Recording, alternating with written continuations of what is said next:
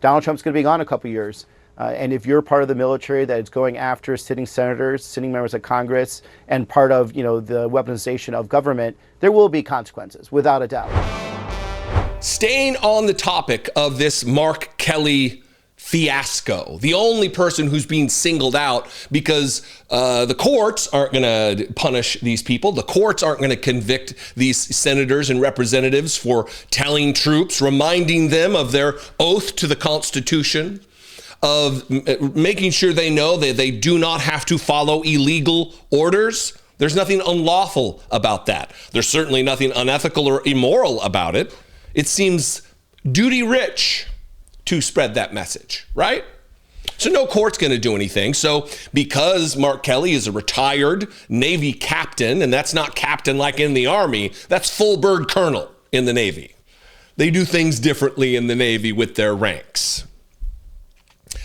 And so they have to use the Secretary of Defense, the Pentagon, the military apparatus to threaten to recall him. One member of the military was on CNN yesterday being asked about this particular nonsense. Ruben Gallego, former United States Marine, like me, brother in arms. And he was asked, I have 3 clips for you. One is them asking him, what's your message to the troops? The second is about, do you trust the process if indeed he does get recalled and court-martialed? And then third, do you have a personal message? Yes, go Ruben. A personal message for Pete Hegseth. First, let's start with what his message is to the troops, I guess trying to spur in him a message similar to that of the individuals who made the video. What message would you send to other veterans now about this particular moment in time, what they shouldn't be doing in this moment? Well, I think you're talking about current military personnel, not veterans. But for current military personnel, just continue doing your job. Let the politicians fight this out. You know what you need to be doing. You know what is right, what is wrong. And should the moment meet where you find yourself being given an illegal order, then follow your gut, follow your instinct, and do what you're supposed to do to uphold the Constitution of the United States. For us, we're not going to be intimidated. This is just an act by a very desperate, cowardly man who's trying to distract from everything that's going wrong in his life, and he's trying to attack a patriot that has served his country honorably and still does. You're noticing, I hope, a stark contrast between how these Democratic leaders are treating the troops, dealing with the troops, talking to the troops, referencing the troops. There's respect. There's treating them like the adults that they are, the intelligent individuals with agency of their own. Not treating them like, oh, they're being intimidated. Oh, they're too stupid to know what's illegal and what is not illegal, which is how Republicans are treating them. I think it's worthy to hone in on that, and that's why I played that clip. But he's ultimately giving the exact same message. Follow your gut. If something seems illegal, question the chain of command. There is no regulation against questioning the chain of command. Hey, can I get my input in here? It's not an authoritarian outfit, the Army or the Marine Corps, or the Navy, the Air Force. You can give input. Now we get to the crux of it. On whether or not Ruben Gallego would trust a court-martial in this setup under this regime, because it's not a kangaroo court. It is a professional military trial with a prosecutor, with a defense attorney. They're both military members.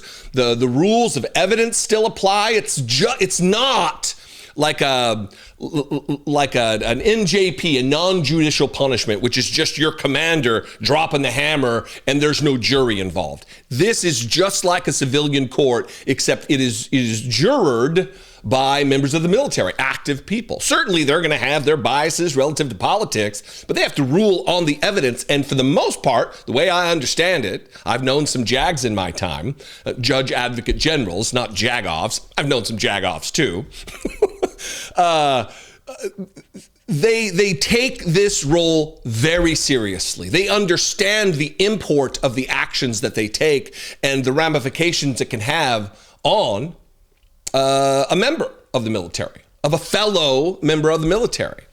So anyway, this is the answer he gave when asked about the stand-up nature or whether he would trust the process. To circle back to what may unfold from this investigation into Senator Kelly, what is your level of trust in the U.S. military justice system, if it were to get that far, to handle this? I trust them actually a lot, and for a couple of reasons. Number one, these are professionals. They are also swearing to the Constitution of the United States. They know that there will be fallout and consequences if they are used in a hard way to basically railroad someone like Senator Kelly, because Donald Trump's going to be gone in a couple of years. And if you're part of the military that is going after sitting senators, sitting members of Congress, and part of the weaponization of government, there will be consequences, without a doubt. So I think there's going to be a lot of officers that are going to be part of this potential tribunal, if they want to call it that. They're going to be looking over their shoulders because they know that Donald Trump will be gone and they will not have that protection. They're going to have to do the safest thing possible, which is follow the Constitution of the United States, and you'll be fine. Man, that's a message that needs to be talked about more, needs to be drilled down on more, and not just for military members, for members of Congress. Republicans need to know that. Donald Trump's not going to be around much longer. I've said months ago that I don't think he's going to make it a calendar year. We're seeing that play out right now with his health. But he's not going to be there to protect you. He's not going to be there. No one's going to have the hypnotic control over the MAGA base, and you're not going to be able to hide under the cover of the cultist nature of Trumpism. He's going to be gone. And when he's gone, things will slowly get back to normal. You need to remember that. There will be consequence for, hopefully, I said the same thing about January 6th and Donald Trump being held accountable, and then Merrick Garland happened, and look what happened to that. But if all things go well, there will be consequence for your actions. You will be held accountable legally, societally, culturally, hopefully, at the very least, you will be held accountable. Now, the third clip, she asked, do you have a personal message for Pete Hegseth? And this is where, chef's kiss, my first chef's kiss for Ruben Gallego, who calls everything, he says it exactly like it is. If this was we could put AI and put my voice on his words, and you'd be like, yeah, that sounds like something Jesse Dollemore would say. Anyway, watch Ruben Gallego go pretty hard on the Secretary of War, Pete Hegseth. And lastly, before I let you go, what would you say directly to Pete Hegseth, the Secretary of Defense, of course renamed the Secretary of War, about this issue? Well, I think number one, you will never, ever even be half the man that Senator Kelly is. You, sir, are a coward. And the fact that you are following this order from the president shows how big of a coward you are. And I can't wait till you no longer are the Secretary of Defense. More of that energy from Democrats, please. Please and thank you. Please. I implore you. I'm begging you. More of this from elected Democrats. You will never, ever be half the man that Senator Kelly is. You, sir, are a coward.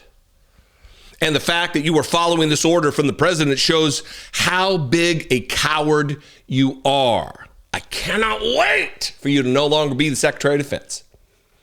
I don't know what that last one. I'm putting my own imagination at work at the intent of that particular statement. But I agree with all of that. Pete Hegseth is absolutely a coward, unfettered, unabashed coward, who's a follower, not a leader. And he chooses to follow the worst individuals with the worst instincts among us. Anyway, what do you think? I invite you to this conversation. Let's have it in the comments below the video, wherever you're watching it. Please make sure you're subscribed on YouTube and like and follow the Facebook page, Dollemore Daily. I'd appreciate it very much. It helps more than you think.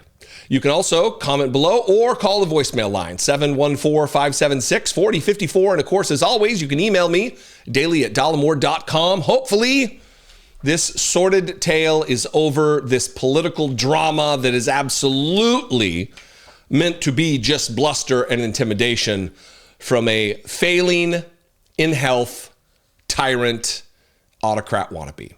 I'll see you next time. I love and appreciate you very much. Thanks for your engagement. Be genuine and take care of one another.